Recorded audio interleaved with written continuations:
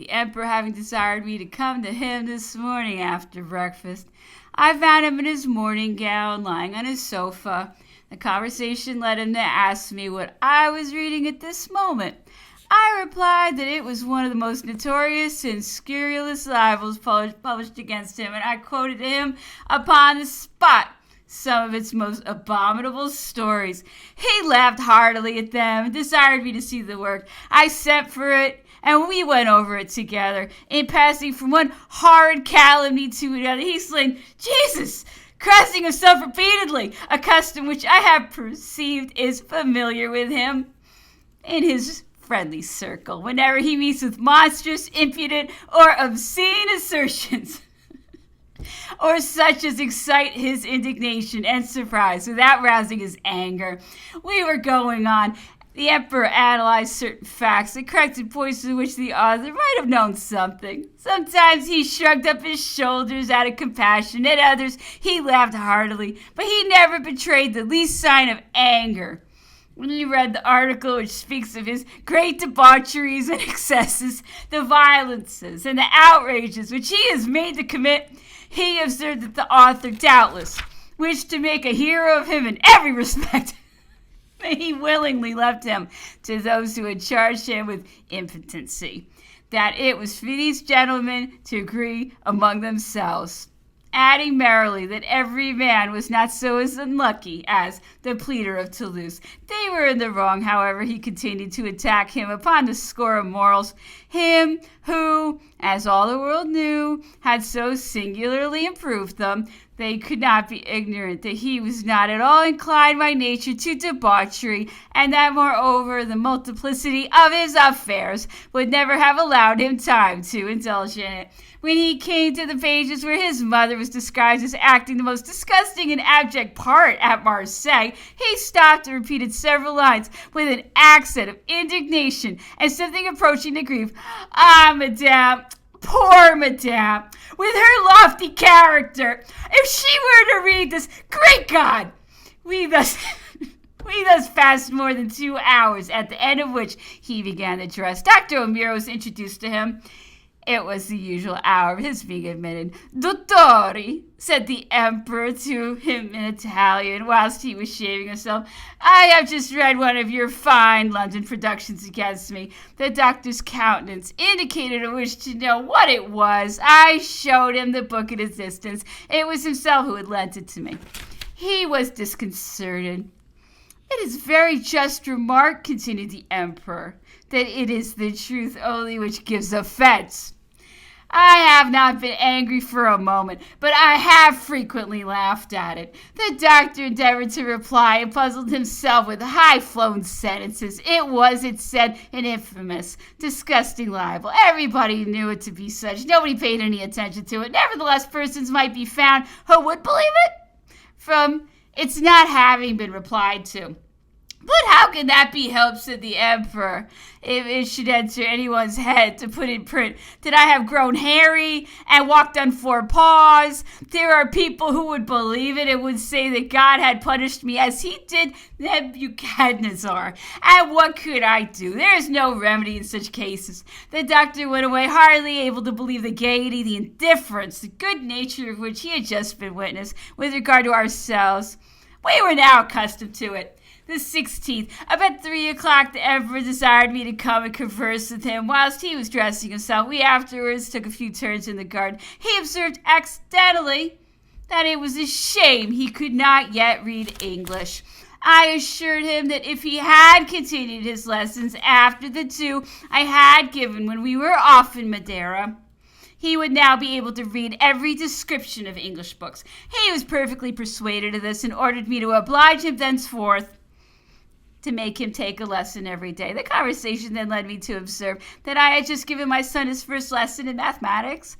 It is a branch of knowledge which the emperor is very fond of, and in which he is particularly skilled. He was astonished that I could teach my son so much without the help of any work and without any copybook. He said he did not know I was so learned in this way, and threatened me with examining, when I did not expect it, both the master and the scholar. At dinner, he attacked what he called the professor of mathematics, who was very near being posed by him. One question did not wait for another, and they were frequently very keen. He never ceased to regret that the mathematics were not taught at a very early age in the lyceums. He said that all the intentions he had formed respecting the universities had been frustrated. Complained greatly of De Fontaine, lamenting that whilst he was obliged to be at a distance carrying on the war, they spoiled all he had done at home, etc.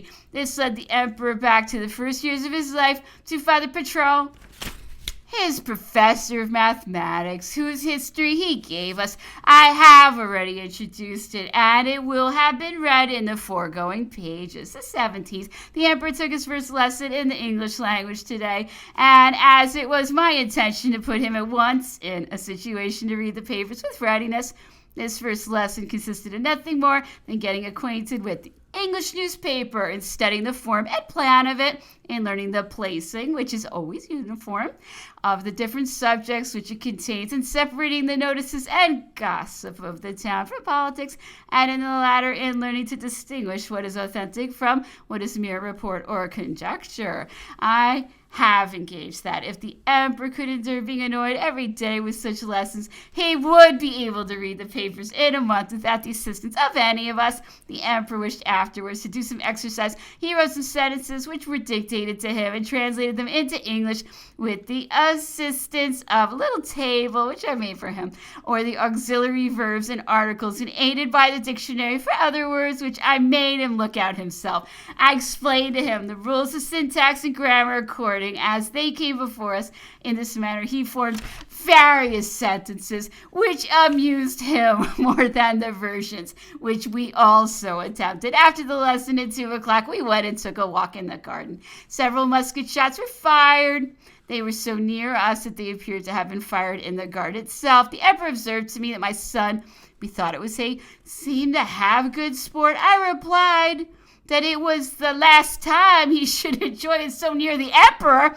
Really, said he, you may as well go and tell him that he is only to come within cannon shot of us. I ran.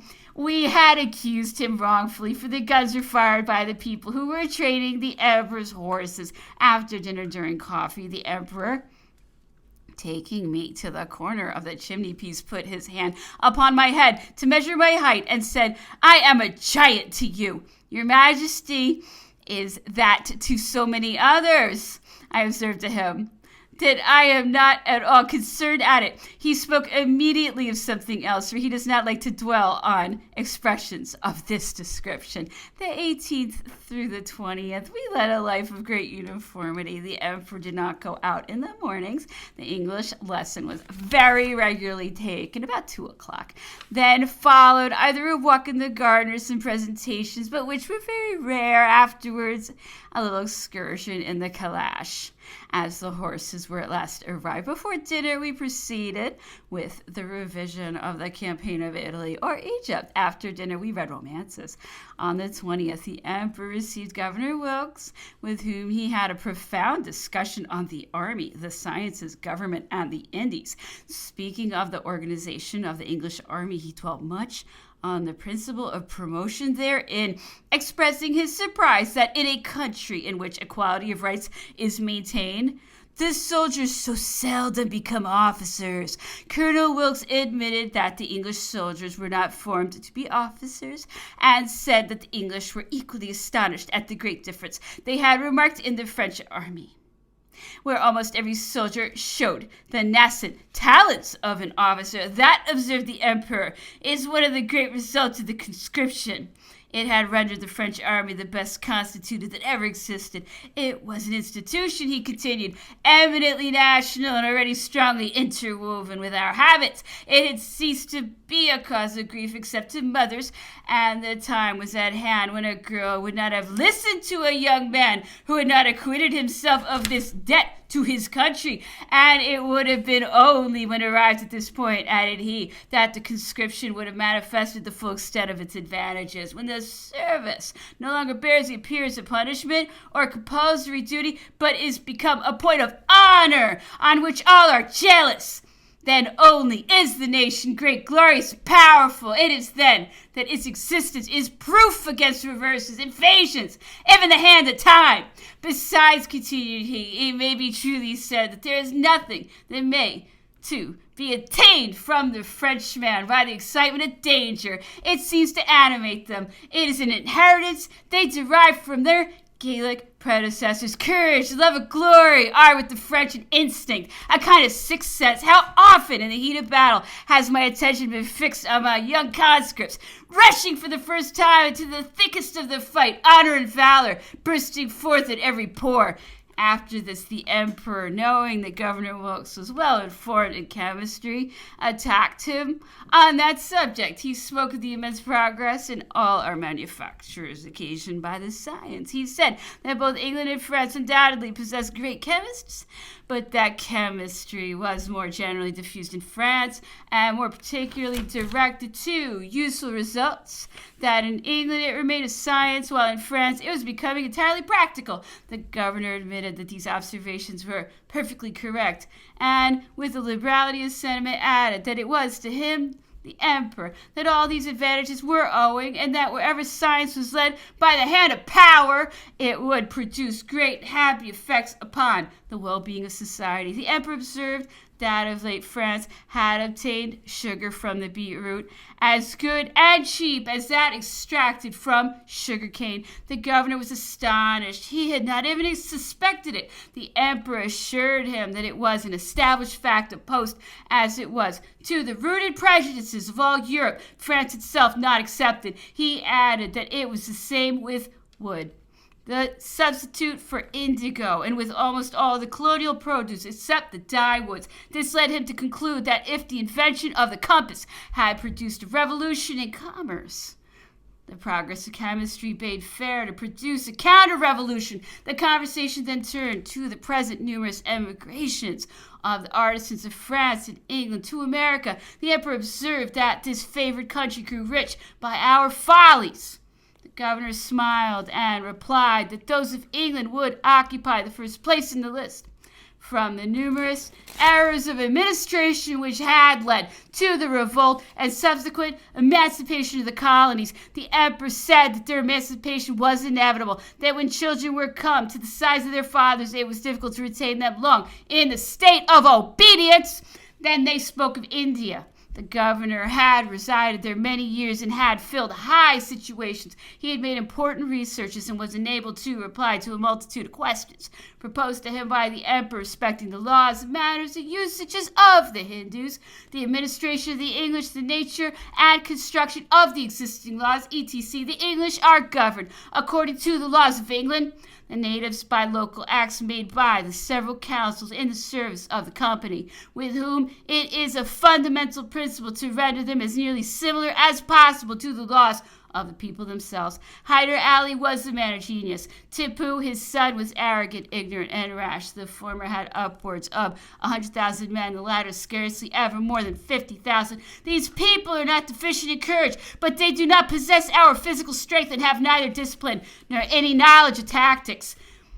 17,000 men in the English service, of whom are only 4,000 European, were sufficient to destroy the empire of Mysore.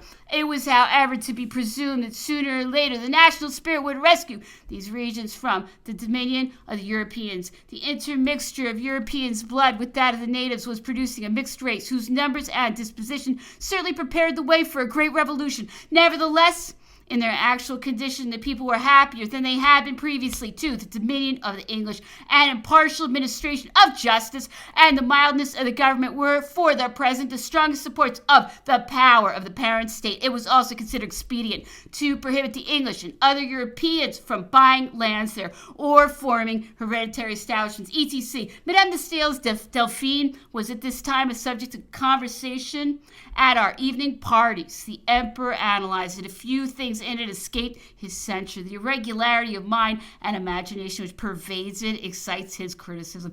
There were throughout, said he, the same faults which had formerly made him keep the authoress at a distance, notwithstanding the most pointed advances and the most unremitting flattery on her part. No sooner had victory immortalized the young general in the army of Italy than Madame de Stael, unacquainted with him, from the mere sympathy of glory, instantly professed for him sentiments of enthusiasm worthy of her own Corinne. Also wrote him long and numerous epistles full of wit, imagination, and metaphysical erudition. It was an error, she observed, arising only from human institutions that could have united him with the meek, the tranquil Madame Bonaparte. It was his soul of fire, like hers, Madame de Stael's, that nature had undoubtedly destined to be the companion of a hero like him. I refer to the campaigns in Italy to show that this forwardness on the part of Madame de Stael was not checked by the circumstance of meeting with no return. With a perseverance never to be disheartened, she succeeded at a later period in forming some degree of acquaintance, so far as to be allowed to visit, and she used this privilege, said the emperor, to a disagreeable extent. It is unquestionably true, as has been reported, that the general, wishing to make her sensible of it, one day caused her to be told, by way of excuse, that he was scarcely dressed, and that she replied promptly and earnestly that it was unimportant, for that genius was of no sex. From Madame de Stael, we were naturally led to her father, Monsieur Necker. The emperor related that at Geneva, in his way to Marengo, he received a visit from him wherein he made known, in an awkward manner enough, his desire to be admitted again to the administration. A desire, by the way, which Calonne, his rival, subsequently came to Paris to express with a degree of levity beyond conception. Monsieur Necker afterwards wrote a dangerous work upon the policy of France, which he attempted to prove could no longer exist either as a monarchy or a republic, and in which he called the first consul l'homme nécessaire.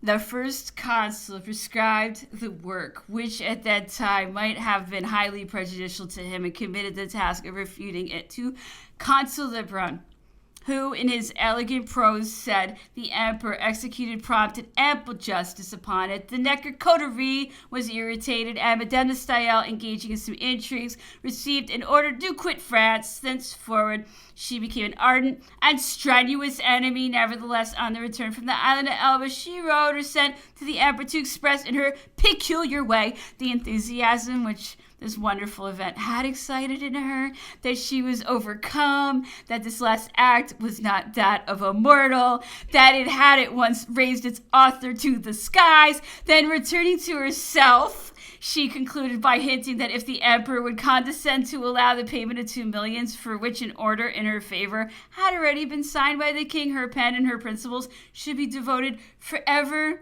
after to his interest. The emperor desired she might be informed in answer that nothing could flatter him more highly than her approbation, because he fully appreciated her talents, but that he really was not rich enough to purchase it at that price.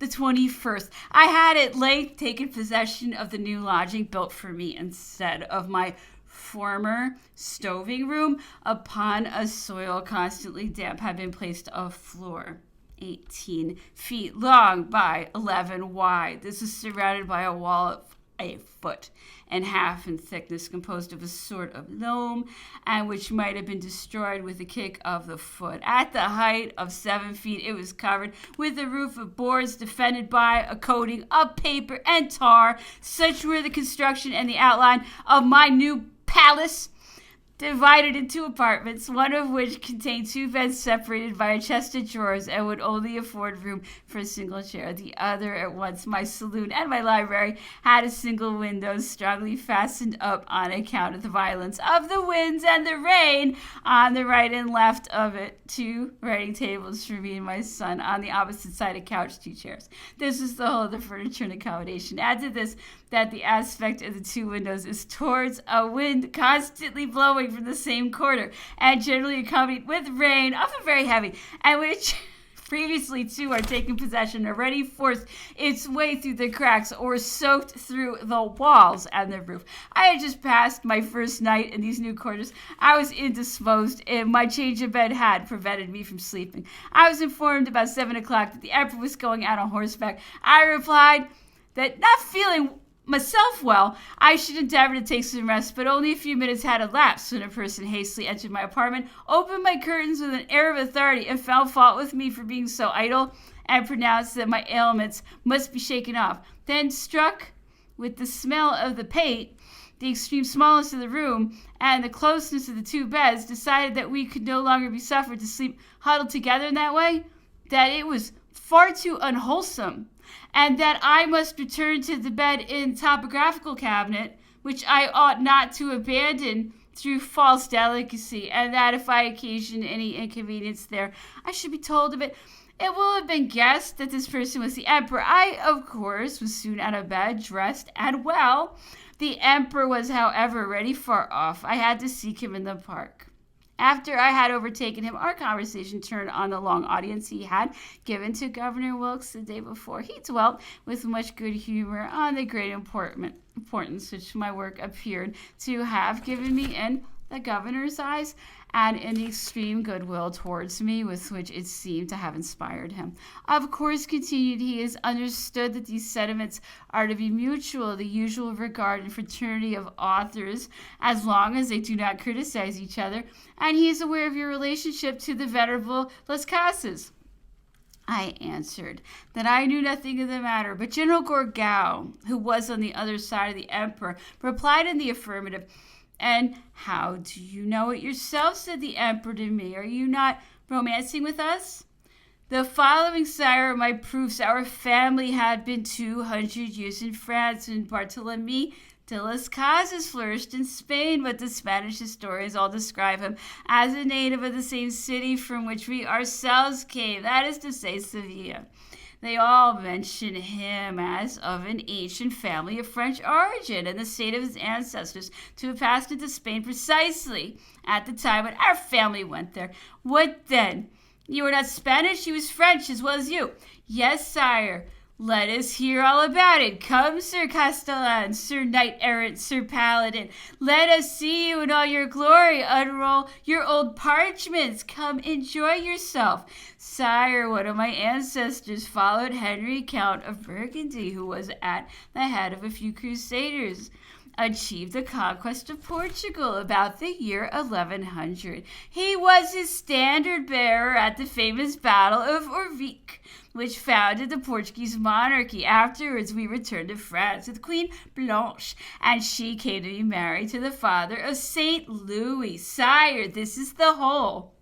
The 22nd to the 26th. These days were rendered unpleasant by almost incessant rain. The emperor was only twice able to ride out in the park one morning and once in the afternoon through our usual valley, which the weather had rendered almost impassable, nor was it more practicable to make use of the calash. We were therefore compelled to confine ourselves to a few turns in the garden and to share in the gloom of the weather. We worked, however, the more on this account. The emperor regularly took excellent and long lessons in English.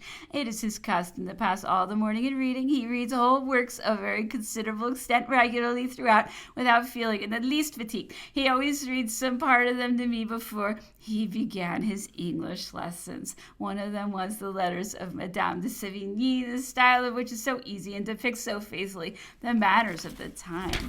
Reading the death of Turenne and the trial of Fouquet, he observed with respect to the latter that Madame de Sévigné seemed to evince too much warmth, too much earnestness and tenderness for mere friendship. And other was Charles XII. In reading whose defense of his house at Bender against the Turks, he could not help laughing and repeating as they did, "Iron head, iron head!" He asked me whether the nature of this monarch's death was a settled point. I told him I had it from the mouth of Gustavus III himself that he had been assassinated by his followers. Gustavus had examined his body in the vault. The ball was a pistol bullet. It had been fired very near and behind him, etc. At the beginning of the Revolution, I was well acquainted with Gustavus III at the waters of Aix-la-Chapelle, and though I was then very young, I had more than once the honor of conversing with him. He even promised me a place in his navy if our affairs in France should turn out unfavorably. Another day, the emperor was reading Paul and Virginia. He gave full effect to the touching passages, which were always the most simple and natural, those which abounded with the pathos. The abstract and false ideas, so much in fashion when the work was published, were all, in the emperor's opinion, cold, bad, and spoiled. He said he had been infatuated with this book in his youth, but he had a little personal regard for its author. He could never forgive him for having imposed on his generosity on his return from the army of Italy. Bernardin de Saint-Pierre's sensibility and delicacy, said he, were little in harmony with his charming picture of Paul and Virginia. He was a bad man. He used his wife, Dido, the prince's daughter, very ill. He was always ready to ask for charity without the least shame. On my return from the army of Italy, Bernardin came to see me and almost immediately began to tell me of his wants. I, who in my early youth had dreamed nothing but Paul and Virginia, and who moreover felt flattered by a confidence which I imagined was reposed in me alone, and which I attributed to my great celebrity, hastened to return his visit, and unperceived by anyone left on the corner of his chimney piece a little rouleau of 25 louis. But how was I mortified on seeing everyone laugh at the delicacy of my proceeding, and on learning that such ceremony was entirely superfluous with Monsieur Bernardin, who made it his trade to beg of all comers, and to receive from everybody. I always retained some little resentment towards him for having thus imposed upon me. It was otherwise with my family. Joseph allowed him a large pension, and Louis was constantly making him presents. But though the emperor liked Paul and Virginia, he laughed for very pity at the studies of nature by the same author. Bernardin, said he, though versed in belles lettres, was very little of a geometrician. This last work was so bad that scientific men disdained to answer it. Bernardin complained loudly of their not noticing him. The celebrated mathematician Lagrange, when speaking on this subject, always said, alluding to the Institute, if Bernardin were one of our class, if he spoke our language, we would call him to order. But he belongs to the Academy, and his style is out of our line. Bernardin was complaining as usual one day to the first consul of the silence of the learned with respect to his works. Napoleon asked, do you understand the differential method, Monsieur Bernardin? No. Well, go and learn it, and then you will be able to answer for yourself. Afterwards, when emperor, every time he perceived Saint-Pierre, he used to say to him, Monsieur Bernardin, when are we to have any more Paul and Virginias or Indian cottages? You ought to supply us every 6 months. In reading Vertot's Roman Revolutions, of which, in other respects, the emperor thinks highly, he found the declamations much too diffuse. This was his constant complaint against every work he took up. He had, in his youth, he said, been much to blame in this respect himself. He may justly be said to have thoroughly reformed afterwards. He amused himself with striking out the superfluous phrases in Vertot, and the result was that, after the erasures, the work appeared much more energetic and animated. It would certainly be most valuable and successful labor, said he, if any man of taste and discernment would devote his time to reducing the principal works in our language in this manner. I hardly know any writer, except Montesquieu, who would escape those curtailments. He often looked into Roland, whom he thought diffuse and too credulous. Crevier, his continuator, seemed to Napoleon detestable. He complained of our classical works and of the time which our young people are compelled to lose in reading such bad books. They were composed by rhetoricians and mere professors, he said, whereas such immortal subjects, the basis of our knowledge throughout life, ought to have been written and edited by statesmen and men of the world. The emperor had excellent ideas in this subject. The want of time alone prevented him from carrying them into execution.